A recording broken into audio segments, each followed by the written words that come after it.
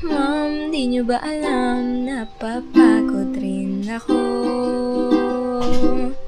Every week na lang ginaganap ang presentation. Ako sa printing, ako pa tagagawa ng PowerPoint. Kahit may ubot, sipon pagpasok pa rin kasi mawawalan ng grade. Kahit di pa kumakain, kailangan ko matapos to. Ay naku, napapagod rin ako. Ay naku, napapagod rin ako.